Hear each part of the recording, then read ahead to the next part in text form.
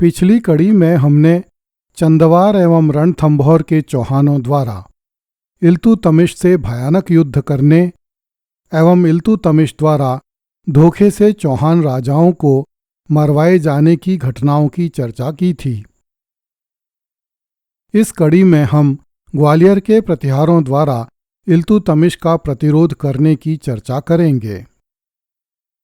ग्वालियर पर गजनी के तुर्कों ने सर्वप्रथम ईस्वी 1197 में अधिकार किया था।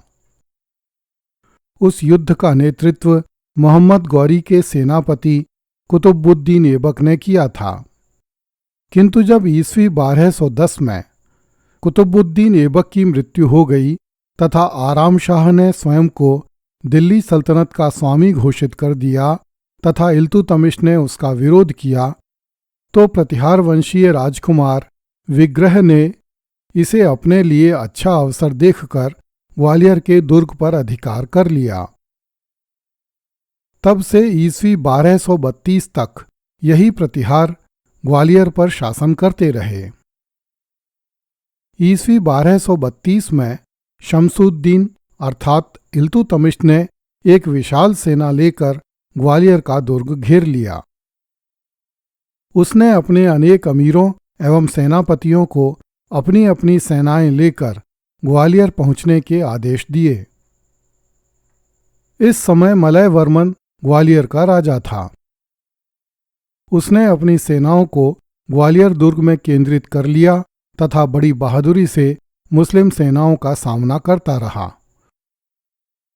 शाहजहां-कालीन लेखक खड्ग राय ने अपनी पुस्तक गोपालचल आख्यान में लिखा है कि शमसुद्दीन इल्तुतमिश ग्वालियर के पश्चिम से ग्वालियर की घाटी में पहुंचा और उसने दुर्ग को घेर लिया, किंतु जब बहुत समय बीत जाने पर भी दुर्ग पर अधिकार नहीं हो सका तो इल्तुतमिश ने हैवत खां चौहान को अपना दूत बनाकर प्रतिहार राजा के पास भेजा।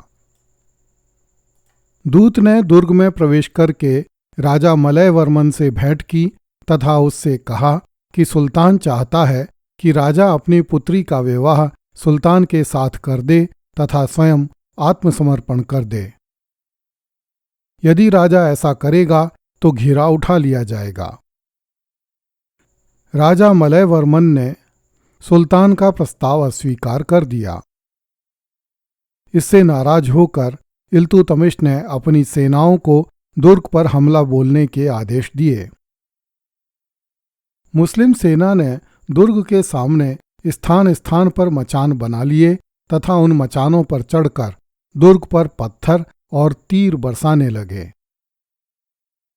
राजपूत सैनिक भी दुर्ग की प्राचीरों पर चढ़कर मचानों पर खड़े मुसलमान सैनिकों पर तीरों और पत्थरों की बौछार करने लगे।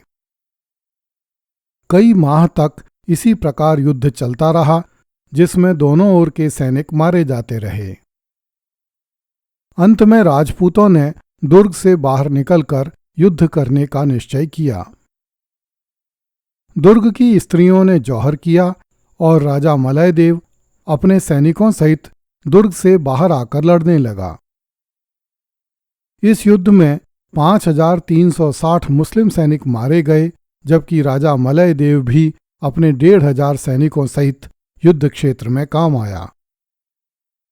खड्ग राय द्वारा किया गया यह वर्णन युद्ध काल के लगभग 500 साल बाद का है, इसलिए इसमें सच्चाई का अंश कितना है कहा नहीं जा सकता। फिर भी अनुमान होता है कि यह वर्णन किसी अन्य प्राचीन ग्रंथ के आधार पर किया गया है जो अब उपलब्ध नहीं है। इल्तुतमिश कालीन मुस्लिम लेखक मिन्हाज-उस-सिराज इस घेरेबंदी में इल्तुतमिश के साथ ग्वालियर में उपस्थित था। उसने ग्वालियर दुर्ग की घेराबंदी का बहुत संक्षिप्त उल्लेख किया है तथा घेराबंदी के समय घटी घटनाओं का कोई वर्णन नहीं किया है। मिन्हाज ने लिखा है कि लगभग 11 महीने तक मुस्लिम सेनाएं ग्वालियर का दुर्ग लेने का प्रयास करती रहीं। जब किले में रसद सामग्री समाप्त हो गई तो राजा मलय वर्मन एक रात्रि में चुपचाप दुर्ग खाली करके चला गया। जब मुस्लिम सेनाएं दुर्ग में घुसीं तो दुर्ग पूरी तरह खाली था। इस पर इल्तुतमिश ने 800 मनुष्यों को पकड़कर मंगवाया तथा दुर्ग विजय की प्रसन्नता में दुर्ग के सामने उनका कत्ल किया। दुर्ग पर विजय प्राप्त करने के उपलक्ष्य में सुल्तान ने अपने अमीरों के पद में वृद्धि की तथा उन्हें सम्मानित किया। बयाना और सुल्तान कोट के प्रमुख अधिकारी को ग्वालियर का प्रबंधक बनाया गया।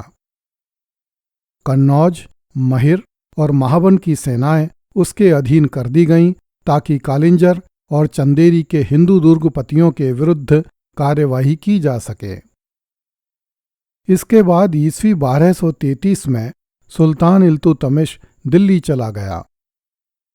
ग्वालियर के स्वर्गीय प्रतिहार शासक मलय वर्मन के भाई नरवर्मन का एक ताम्रपत्र ग्वालियर के निकट शिवपुरी से तथा एक शिलालेख ग्वालियर के निकट गंगोला ताल से मिले हैं। ये दोनों लेख ईस्वी 1247 के हैं। इनमें राजा नरवर्मन द्वारा ब्राह्मणों को गांव दान दिए जाने के उल्लेख हैं।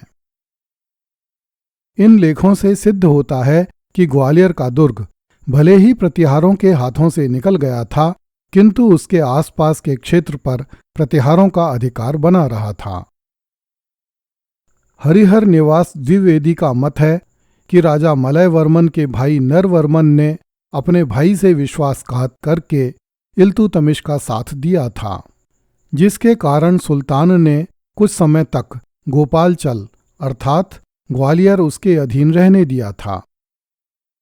संभवतः वह स्वयं को गोपालचल अर्थात ग्वालियर का ही राजा कहता था।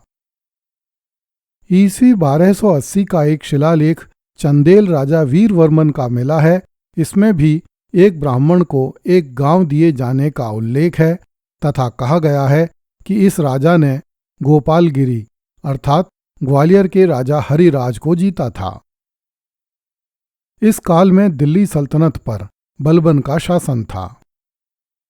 इस शिलालेख से यह सिद्ध होता है कि ग्वालियर के प्रतिहार राजा ईस्वी 1280 में भी अस्तित्व में थे, जो भले ही ग्वालियर दुर्ग पर अधिकार खो बैठे थे, किंतु वे इस क्षेत्र के किसी भूभाग के स्वामी थे। अगली कड़ी में देखिए, हिंदू राजाओं को भेड़िया और स्वयं को भेड़ समझते थे इल्तुतमिश के सेनापति। कृपया इस चैनल को लाइक, सब्सक्राइब एवं शेयर करें। धन्यवाद।